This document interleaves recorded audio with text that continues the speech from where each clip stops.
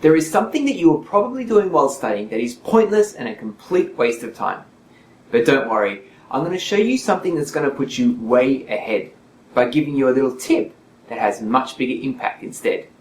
I'm Dean Roller, and this is Study Summit.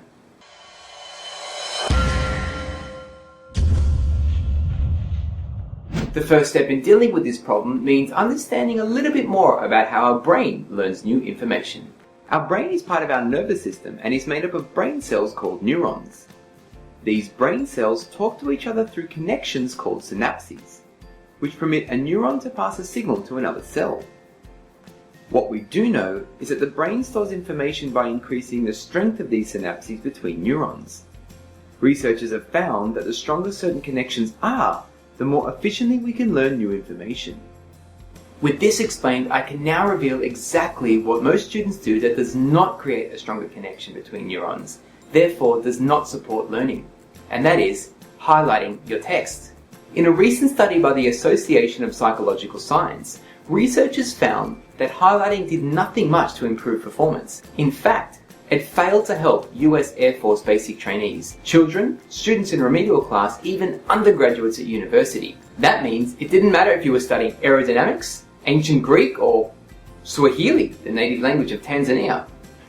That could come in handy. It made no difference. So now that we've cleared that up, what should students do instead?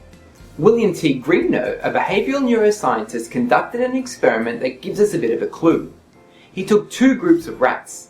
He put one group into a lavish cage, with lots of fluffy toys and lots of bright colours, therefore stimulating the rat's environment. He took another group of rats and put them in bland, boring, normal rat cages. What he found was very interesting. The rats that lived in stimulated cages had more synapses between their neurons. The rats who had greater stimulus were also able to learn tasks a lot faster than the other rats. When we highlight points in a textbook, we're not really engaging our mind any more than we would if we were just reading the words on the page. In effect, we're living our lives like the rats who lived in bland, boring cages, the ones who don't learn so well. In order to be more like the VIP rats that would have their cribs shown on MTV Rodents, we need to engage more of our senses.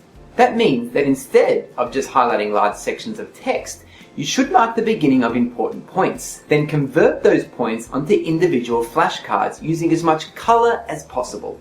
If you can use a picture to depict those points, even better. The point of doing this, instead of just on one piece of paper, is that by writing notes on individual flashcards, you're engaging even more of your senses than you would otherwise. To have an even greater impact and stimulate your mind even more, you would use these flashcards for self-testing at the end of a study session. In my next video, I will show you the importance of self-testing, and I'll share with you how to do this in the most efficient way possible. Remember, highlighting large sections of text does nothing to make information stick to your brain. If you found this information useful and want to learn how to use your brain in better ways, then subscribe to this channel. I look forward to sharing the practical tips that make the most of your time.